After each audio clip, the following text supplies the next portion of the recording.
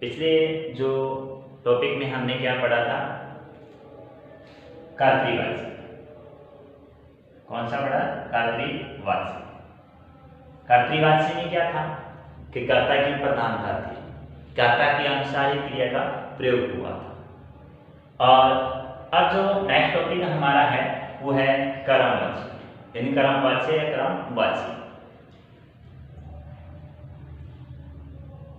कर्मवाची में क्या होता है कि कर्म की प्रधानता रहेगी। किसकी? कर्म की प्रधानता रहेगी। कर्म के अनुसार ही क्रिया का प्रयोग किया जाएगा। किसकी प्रधानता रहेगी? कर्म में। कर्म के अनुसार ही क्रिया का प्रयोग होगा। यदि कर्ता के अनुसार क्रिया का प्रयोग हो रहा तो कर्तृवाची था। अब कर्म के अनुसार क्रिया का प्रयोग हुआ तो कर्मवाची होगा। अब कर्ता प्रधानता कर्तृवाची थी, अब कर्म प्रधान है तो कर्मवाची होगी। कर्म का यदि पुल्लिंग है तो क्रिया भी पुल्लिंग आएगी। कर्म एक वचन है तो क्रिया भी एक वचन आएगी। यदि कर्म स्त्रीलिंग शब्द है तो क्रिया भी स्त्रीलिंग आएगी। कर्म बहुवचन है तो क्रिया भी बहुवचन का प्रयोग होगा। कर्म के अनुसार क्रिया का प्रयोग किया जाएगा। तो देखिए इसकी परिभाषा क्या होती है। जिस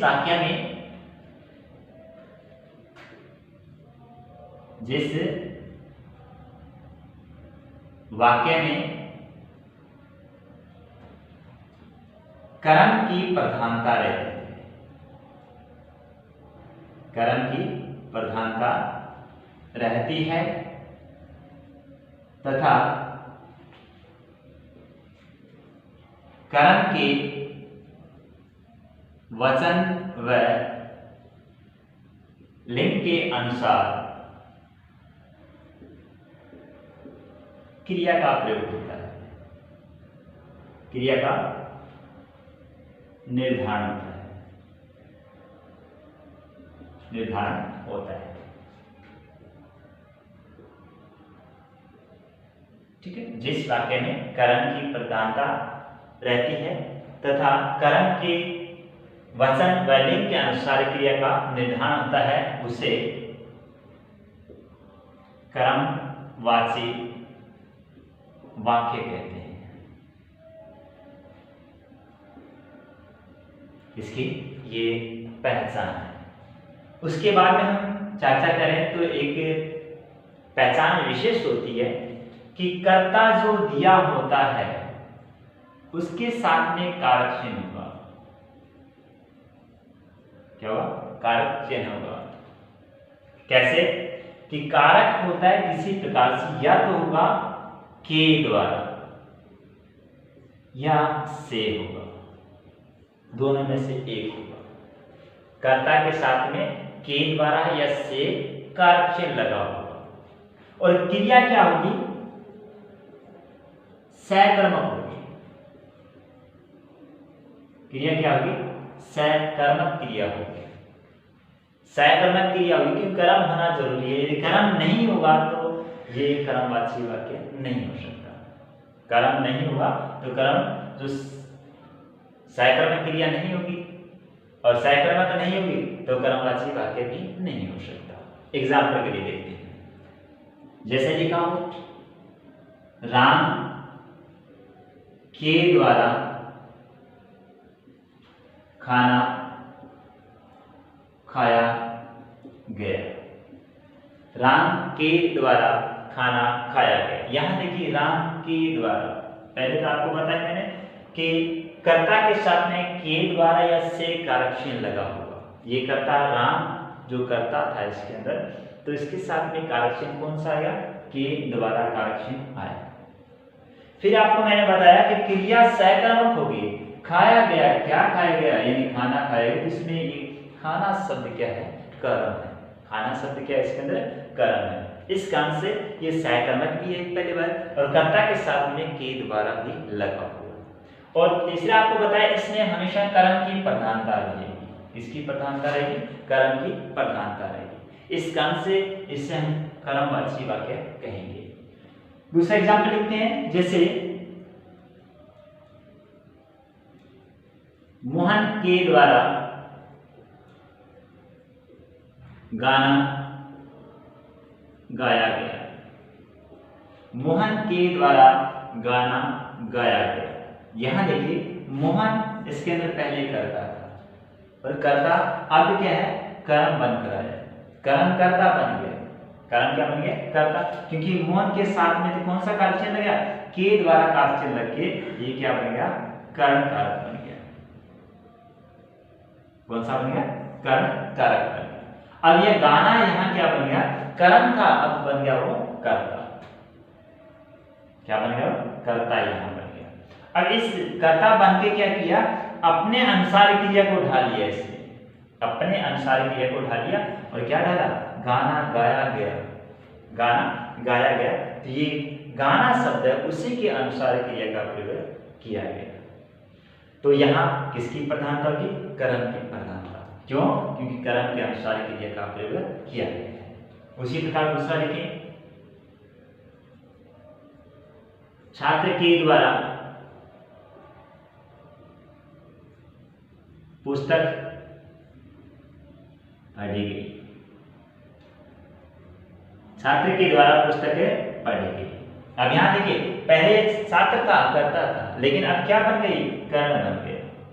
क्या बन गया, कर्ण, कर्ण बन गया। क्यों, क्योंकि से या के द्वारा जब कारक लग जाता है किसी भी शब्द के साथ वो कर्ण कारक बन जाता है। और यहाँ शब्द दे रखा है पुस्तक, पुस्तक पहले क्या था, कर्म था, क्या था, कर्म था, अब क्या बन गया, ये प्रधान बन गया।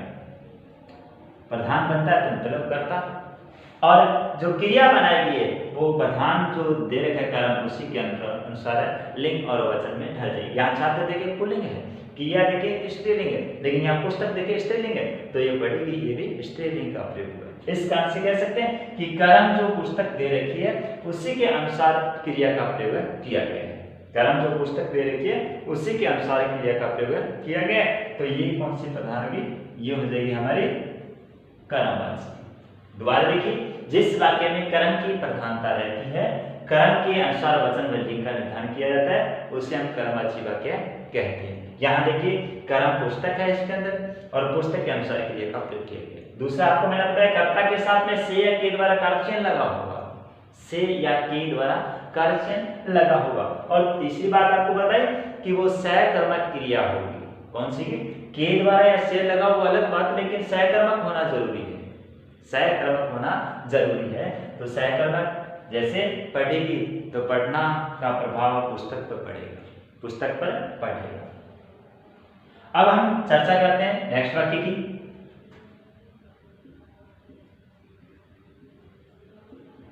मेरे द्वारा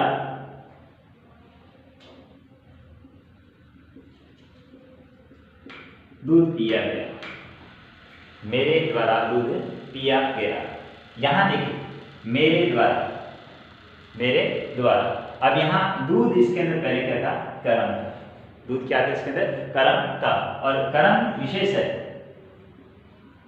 कर्म विशेष है, उसी के अनुसार ये क्रिया का प्रयोग किया गया, उसी के अनुसार क्रिया का प्रयोग किया गया। क्योंकि दूध शब्द है वो कर्म था, लेकिन अब क्या बन गई, ये प्रधान बन गया, और प्रधान किसी वाक्य में जो होता है उसी के अनुसार क्रिया का प्रयोग होगा, उसी के अनुसार क्रिया का प्रयोग हुआ। प्रधान यहाँ क्या है, दूध है, और यहाँ मेरे द्वारा मैं जो करता था, अब इसके साथ में कारक चिन्ह दोबारा लग गया, क्या लग गया, दोबारा लग गया। तो ये क्या कहलाएगा, ये कर्ण बन जाएगा। कर्ता से वो अपना पद है वो हट जाएगा, कर्ता फिर कौन बन जाएगा, कर्म बनेगा, और कर्म के अनुसार क्रिया का प्रयोग हो जाएगा। इस कारण से इसमें कौन सा वाक्य होगा, ये कर्मवाची वाक्य होगा।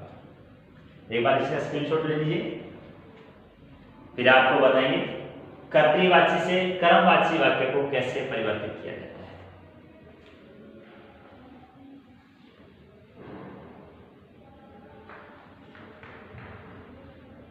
हम चर्चा करते हैं कर्तृवाची और कर्मवाची है, दोनों में अंतर क्या है, और कर्तृवाची वाक्य को कर्मवाची में कैसे परिवर्तन किया जाता है, और साथ में ये कि कर्तृवाची और कर्मवाची वाक्य, कर्तृवाची कौन से वाक्य को कर्मवाची बनाया जा सकता है, क्यों हर वाक्य को तो कर्तृवाची को बना नहीं सकते, क्योंकि कुछ विशेषताएं होती है। सबसे पहले तो यह देखा जाएगा इसमें कर्ता प्रधान होता है, और इसमें कौन प्रधान होता है, कर्म प्रधान होता है।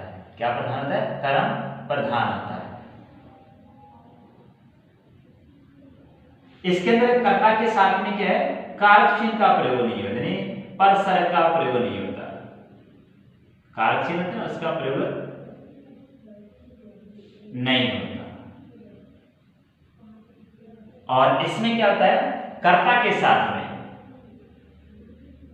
कर्ता के साथ परसर का प्रयोग होगा। परसर कौन कौन से होंगे, से या फिर के द्वारा का प्रयोग होगा।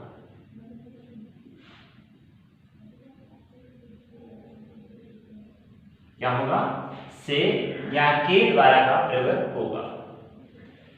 इसमें क्या होगा कि वाक्य सकर्मक भी हो सकता है और अकर्मक भी हो सकता है, यानी सकर्मक और अकर्मक दोनों हो सकते हैं इसके अंदर।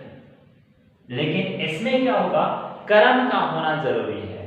क्या होना चाहिए, कर्म का होना जरूरी है। यदि कर्म नहीं है तो वो कर्मवाची वाक्य नहीं बनेगा, कर्मवाची वाक्य वो नहीं बनेगा। एग्जाम्पल के लिए हम देखते हैं, जैसे लिखा हो, मैं पुस्तक पढ़ता हूं।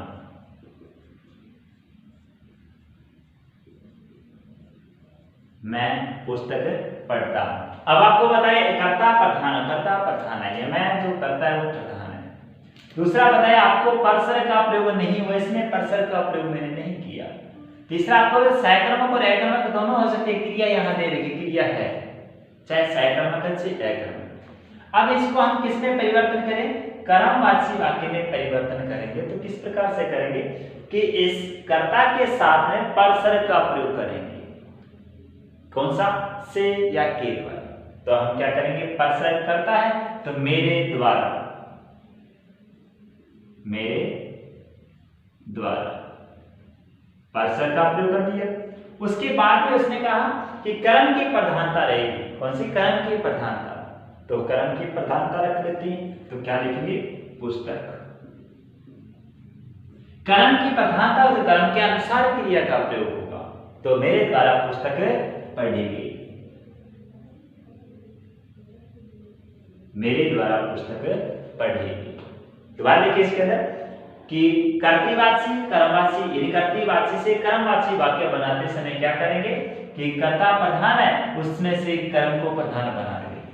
इसमें परसर का प्रयोग नहीं है तो इसमें हम परसर का प्रयोग कर देंगे। दूसरी बात है कि इसमें सकर्मक अकर्मक दोनों क्रिया हो सकती है, लेकिन इसमें हमें कर्म वाली सकर्मक क्रिया चाहिए। सकर्मक क्रिया होगी तभी वो क्या बनेगी, कर्मवाची वाक्य बनेगा। नेक्स्ट एग्जांपल लिखते हैं, देखिए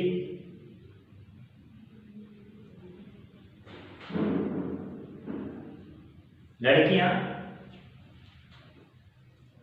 खाना खा रही है। लड़कियां खाना खा रही हैं। यहां देखिए क्रिया क्या है, बहुवचन की है, और कर्ता भी क्या है, बहुवचन का है। लड़कियां खाना खा रही हैं, तो यहां भी कर्ता भी बहुवचन और क्रिया भी क्या है, बहुवचन का। अब आपको बताया कि इसमें जो प्रधान होगा कर्तृवाची में कर्ता के अनुसार क्रिया होगा, लेकिन अब हम बनाएंगे कर्मवाची। तो किस प्रकार से बनाएंगे,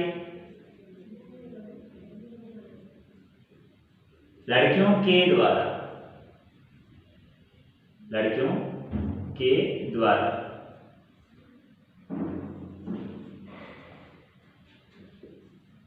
खाना खाया जाता है। लड़कियों के द्वारा खाना खाया जाता है। अब यहां देखिए लड़कियों के द्वारा, ये हमने क्या बना दिया, निष्क्रिय कर दिया। पहले करता था, अब क्या बन गया, ये कर्म बन गया, कर्ता के रूप में निष्क्रिय हो गया। और यहाँ खाना ये कर्म था, अब इसको बना दिया हमने सक्रिय, यानी कर्ता बना दिया। अब खाना जो कर्म है उसके अनुसार क्रिया का प्रयोग है। ये एक वचन है तो इसको भी एक वचन में प्रयुक्त किया जाएगा। ये पुल्लिंग है तो इसको भी हमने क्या किया, पुल्लिंग के रूप में परिवर्तित कर दिया। इसका स्क्रीनशॉट ले लीजिए एक बार।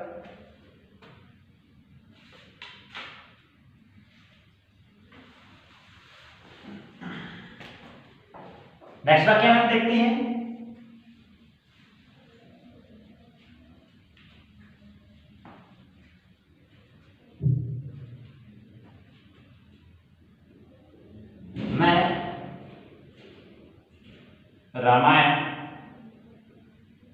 पढ़ रही हूं, मैं रामायण पढ़ रही हूं। यहां देखिए मैं कर्ता है और इसमें क्रिया का प्रयोग किया है, वो मैं कर्ता के अनुसार किया है कि ये स्त्रीलिंग शब्द है, ये भी स्त्रीलिंग का प्रयोग है, ये एक वचन है, इसका भी एक वचन में प्रयोग किया। अब हम ये कर्तृवाची वाक्य, इसको कर्मवाची बनाना है। किसमें? कर्मवाची। तो क्या है, मैं के कर्ता को हम कह रहे हैं कारक चिन्ह पर्सन का प्रयोग करें, मेरे द्वारा, मेरे द्वारा। अब क्या करें, ये कर्म दे रखा है रामायण, तो हम क्या करेंगे, रामायण, मेरे द्वारा रामायण। पढ़ना जो क्रिया है उसको पढ़ी जा रही है।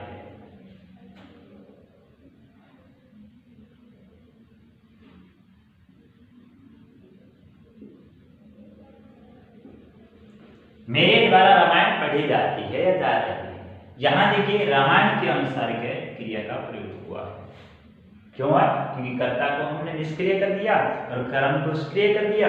जब कर्म सक्रिय हो गया इसका मतलब ये कर्मवाची होगा, कर्मवाची। तो आज से हमारा जो कर्मवाची वाक्य है इतना ही। कल हम फिर भाववाची वाक्य है उसमें फिर हाजिर होंगे। तब तक के लिए धन्यवाद।